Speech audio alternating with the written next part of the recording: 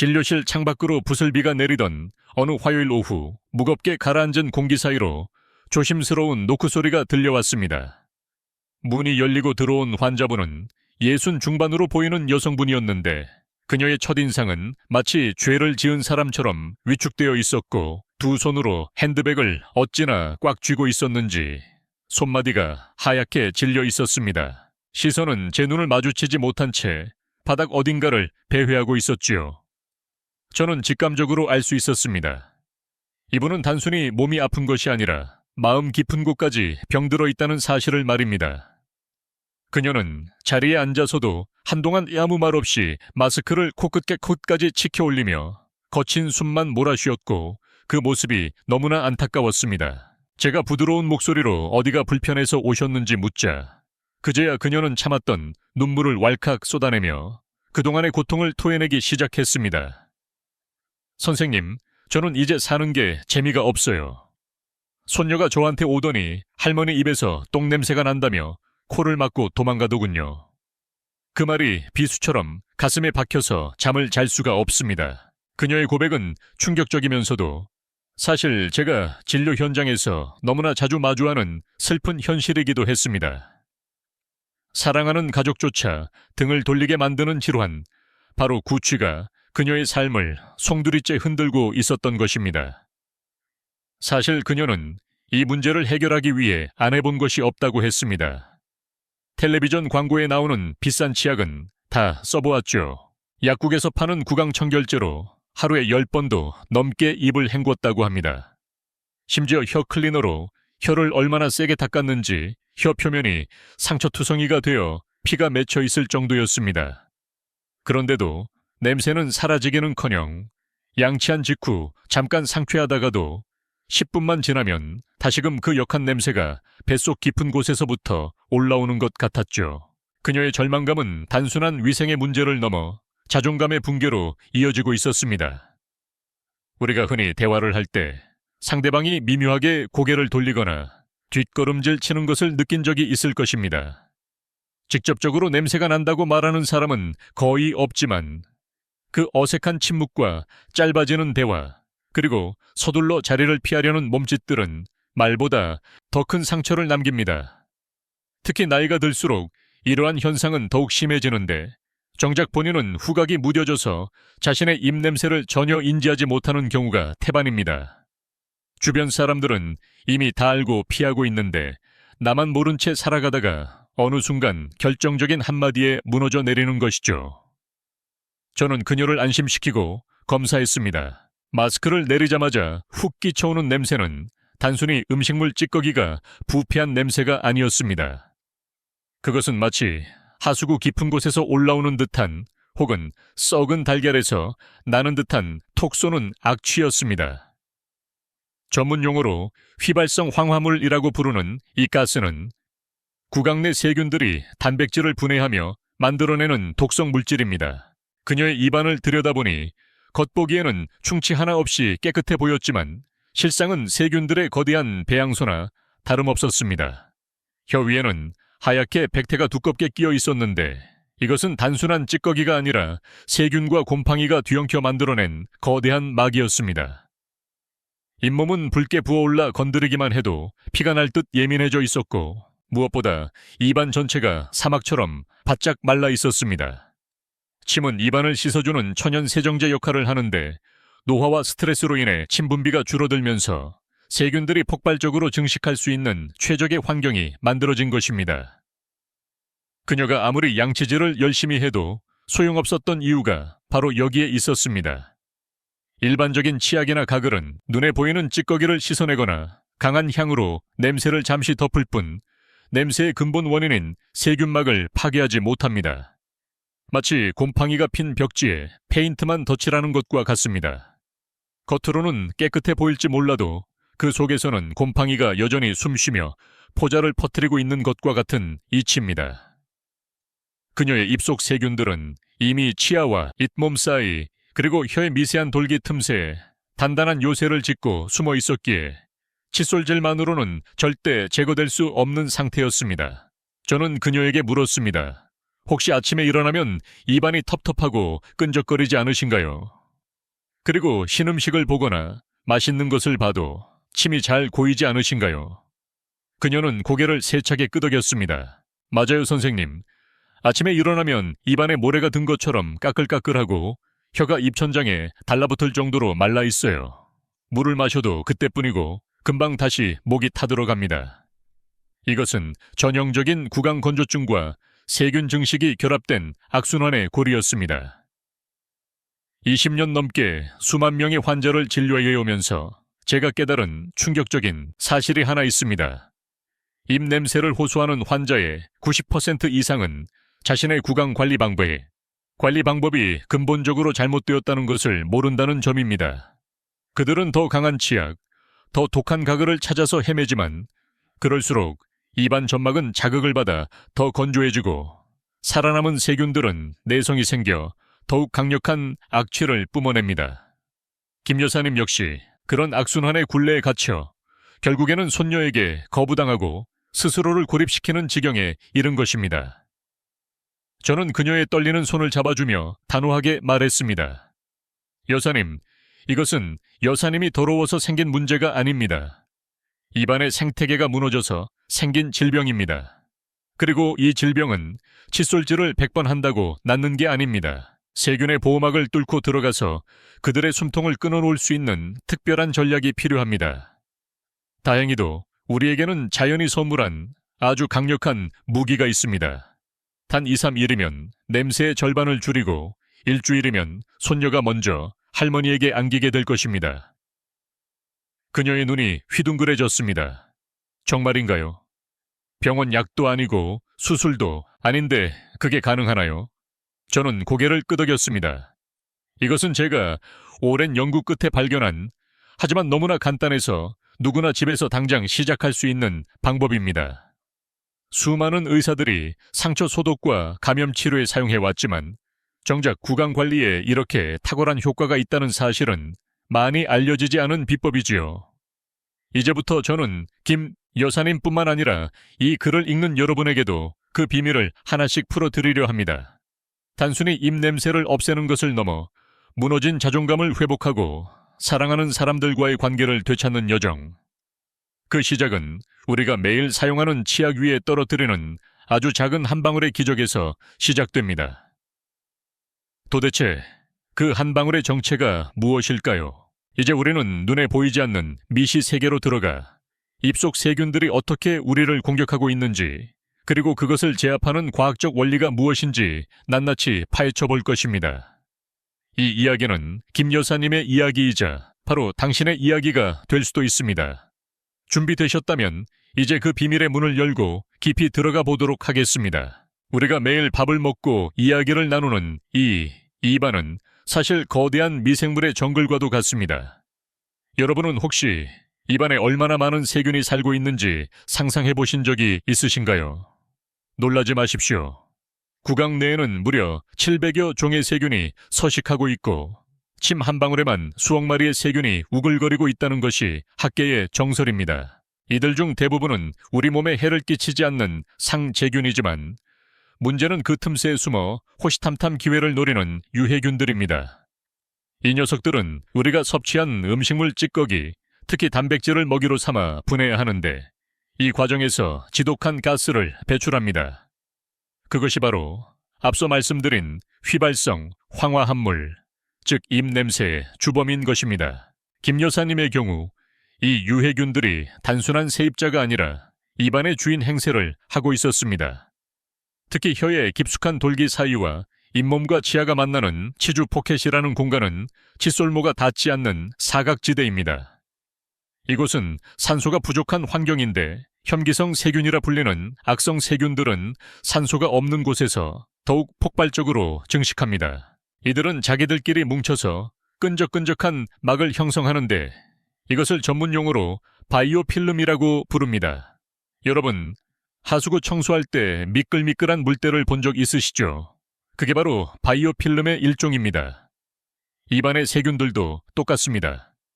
자기들끼리 단단한 방어막을 치고 그 안에서 안전하게 번식하며 독소를 뿜어내는 요새를 짓는 것입니다. 문제는 이 바이오필름이 생각보다 훨씬 강력하다는 점입니다. 우리가 흔히 사용하는 일반 치약의 계면활성제나 가글의 살균 성분은 이 두꺼운 방어막을 뚫지 못하고 겉만 훑고 지나갑니다. 마치 비옷을 입은 사람에게 물을 뿌리는 것과 같아서 속에 있는 세균들은 끄떡없이 살아남아 비웃듯이 다시 냄새를 만들어내는 것입니다. 게다가 시중에 알코올 성분이 함유된 구강청결제는 치명적인 부작용을 낳기도 합니다. 알코올은 증발하면서 입안의 수분을 함께 빼앗아갑니다. 가글 직후에는 화한 느낌의 상쾌하다고 착각하지만 30분만 지나면 입안은 사막처럼 건조해집니다. 건조함은 세균이 가장 좋아하는 파티장과 같아서 오히려 입 냄새를 악화시키는 역설이 발생하죠. 김 여사님이 겪었던 악순환이 바로 이것이었습니다. 냄새를 없애려고 독한 가글을 쓸수록 입은 더 마르고 세균은 내성을 키워 더 독해지는 과정 말입니다. 저는 그녀에게 이 메커니즘을 설명하며 이제 우리가 해야 할 일은 이 견고한 바이오 필름을 뚫고 들어가 세균의 핵을 파괴하는 정밀 타격 작전이라고 말씀드렸습니다. 여기서 등장하는 것이 바로 자연이 선물한 천연 항생제 티트리 오일입니다. 아마 피부 트러블 진정용으로 들어보신 분들이 많을 겁니다. 하지만 이 오일이 구강 내 세균과 곰팡이를 제압하는 데 있어 얼마나 놀라운 생화학적 기전을 가지고 있는지는 잘 알려지지 않았습니다. 이것은 단순한 민간요법이 아니라 과학적으로 증명된 사실입니다. 티트리 오일의 핵심 성분인 테르피넨 포올은 세균의 세포벽을 녹이는 독특한 성질을 가지고 있습니다. 세균은 세포벽이라는 단단한 껍질로 자신을 보호하고 있는데 이 성분이 닿는 순간 세포벽의 구조가 무너지며 구멍이 뚫리게 됩니다. 전문 용어로 용의 작용이라고 하는데 마치 풍선의 바늘을 찌르면 터지듯 세균이 파괴되는 것입니다. 더욱 놀라운 점은 이 성분이 끈적한 바이오 필름을 침투하는 능력이 탁월하다는 것입니다. 일반적인 화학약품이 뚫지 못하는 세균의 방어막을 이 오일 입자는 아주 미세하고 침투력이 강해서 순식간에 뚫고 들어갑니다. 그리고 그 안에 숨어있던 혐기성 세균들을 직접 타격하여 황화수소 가스의 생성을 원천 봉쇄해버립니다. 제가 김 여사님께 치약에 티트리 오일 한 방울을 섞으라고 처방한 이유가 바로 여기에 있습니다. 칫솔질을 통해 물리적으로 바이오 필름을 건드려 틈을 만들고 그 틈으로 티트리 오일이 침투하여 세균을 박멸하는 이중 공격 전략인 셈입니다. 이것은 냄새만 없애는 것이 아니라 잇몸 염증을 일으키는 원인균까지 동시에 제거하는 효과가 있습니다. 또한 티트리 오일은 곰팡이균인 칸디다균을 억제하는 데에도 탁월합니다. 김 여사님의 혀를 뒤덮고 있던 하얀 백태의 정체가 바로 이 칸디다 곰팡이와 세균의 사체들이었습니다.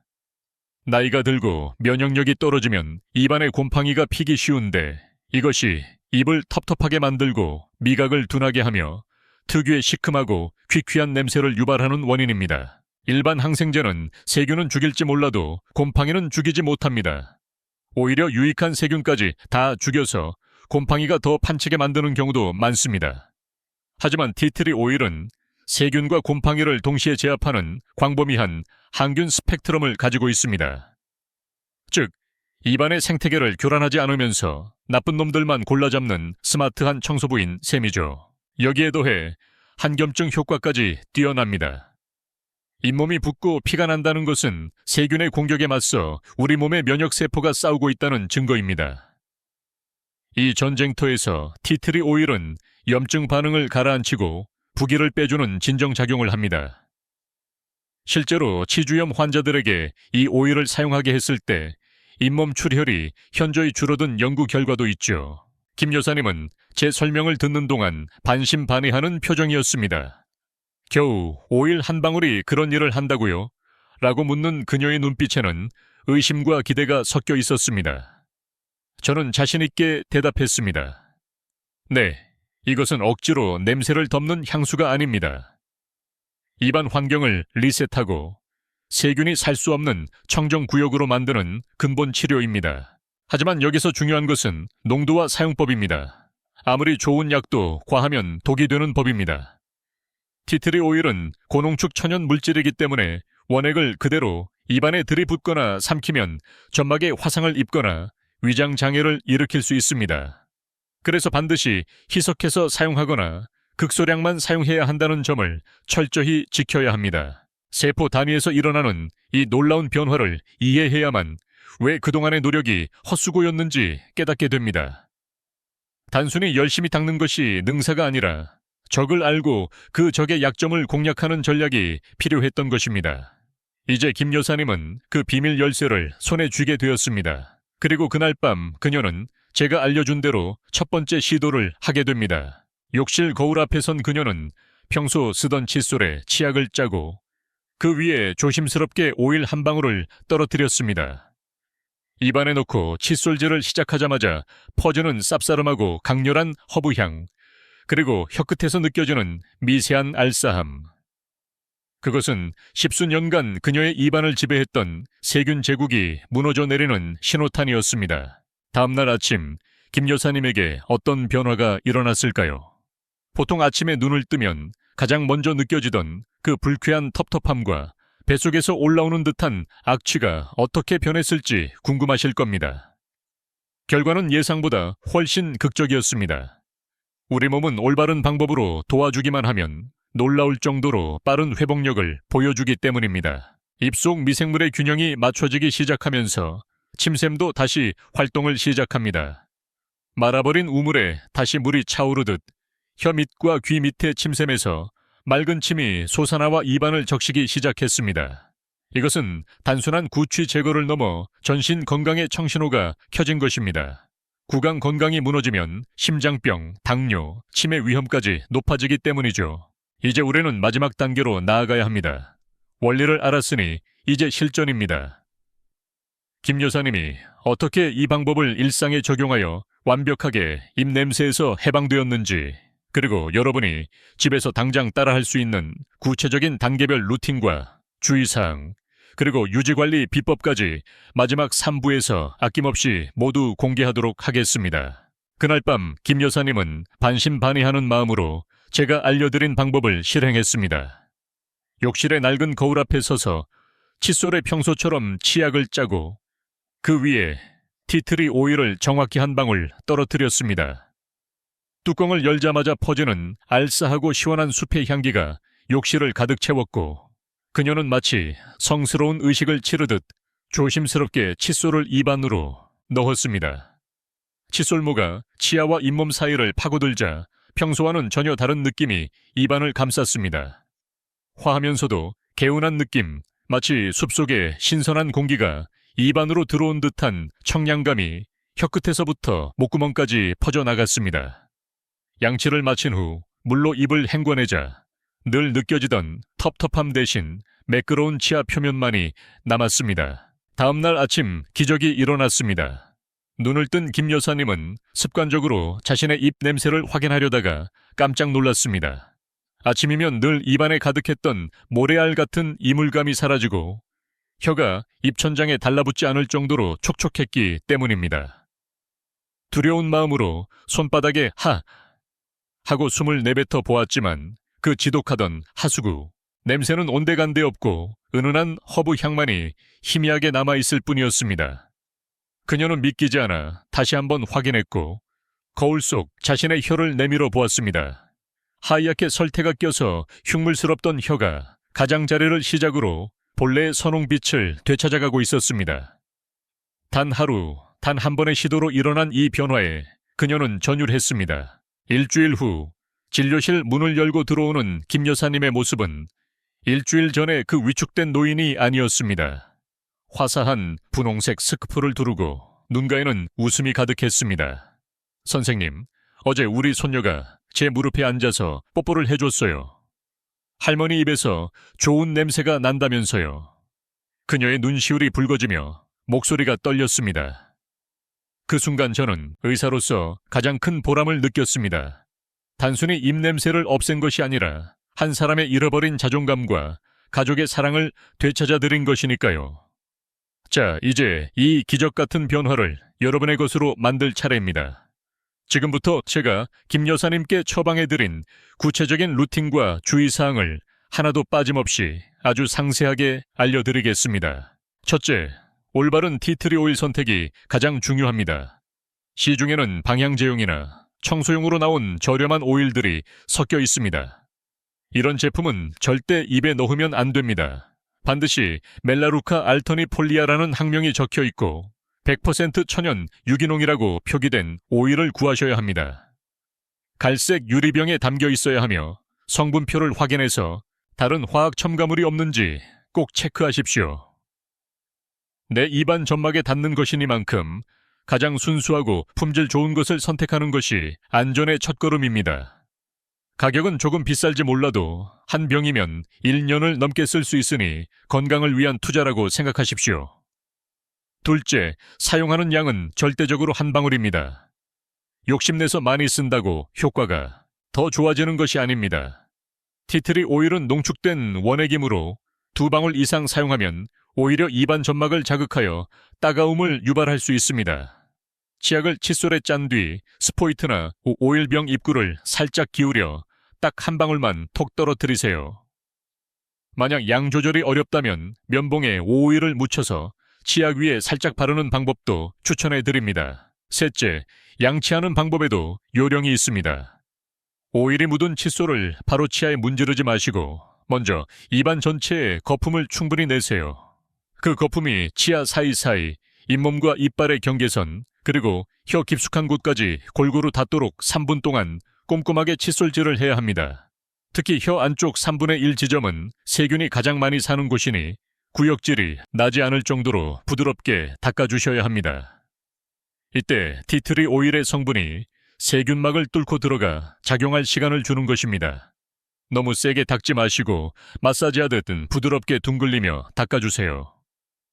넷째, 헹굼은 철저하게 해야 합니다. 티트리 오일은 먹는 약이 아니므로 삼키지 않도록 주의해야 합니다. 양치가 끝나면 미지근한 물로 입안을 10번 이상 충분히 헹궈내세요. 입안에 남은 오일 잔여물과 죽은 세균 덩어리들을 완전히 배출해내는 과정입니다. 혹시라도 실수로 삼켰다고 해서 너무 걱정할 필요는 없습니다. 극소량이라 큰 문제는 없지만 습관적으로 삼키는 것은 위장에 부담을 줄 수 있으므로 뱉어내는 습관을 들이는 것이 좋습니다. 다섯째, 칫솔 관리도 필수입니다. 양치가 끝난 칫솔은 세균의 온상이 될 수 있습니다. 일주일에 한두 번은 컵에 물을 담고 티트리 오일 한 방울을 떨어뜨린 뒤 칫솔물을 담가 소독해 주세요. 이렇게 하면 칫솔에 남아있는 세균까지 완벽하게 박멸할 수 있어 매일 새 칫솔을 쓰는 것과 같은 효과를 볼 수 있습니다. 칫솔이 깨끗해야 입안도 깨끗해진다는 사실을 잊지 마세요. 여기서 한 가지 더. 낮 동안 양치를 할 수 없는 상황이라면 티트리 가글을 활용해 보세요. 작은 물병이나 종이컵에 물을 담고 오일 한 방울을 떨어뜨린 후 입안에 머금고 30초 정도 우물우물 가글을 하는 것입니다. 이것만으로도 입안의 세균 증식을 억제하고 상쾌함을 유지할 수 있습니다. 특히 중요한 미팅 전이나 식사 후에 아주 유용합니다. 하지만 주의하실 분들도 있습니다. 임산부나 수유부는 사용 전 반드시 전문가와 상의하셔야 하며 어린아이들은 실수로 삼킬 위험이 있으므로 사용하지 않는 것이 좋습니다. 또한 처음 사용할 때는 팔 안쪽이나 손등에 한 방울 발라보아 붉어지거나 가려움증이 없는지 패치 테스트를 해보는 것이 안전합니다. 드물게 알레르기 반응이 있는 분들이 계시기 때문입니다. 만약 사용 중 입안이 너무 화끈거리거나 불편하다면 사용 횟수를 줄이거나 잠시 중단했다가 양을 더 줄여서 다시 시도해 보십시오. 우리 몸은 적응하는 시간이 필요할 수 있습니다. 이 모든 과정이 처음에는 번거롭게 느껴질 수도 있습니다. 하지만 딱 일주일만 꾸준히 해보십시오. 아침에 일어날 때 개운함, 사람들과 대화할 때의 자신감, 그리고 무엇보다 나를 바라보는 가족들의 달라진 눈빛을 경험하게 되면 이 작은 습관을 평생 버릴 수 없게 될 것입니다. 입 냄새는 단순히 냄새의 문제가 아니라 당신의 건강 상태를 보여주는 거울이자 당신의 이미지를 결정짓는 명함과도 같습니다. 이제 더 이상 움츠러들지 마십시오.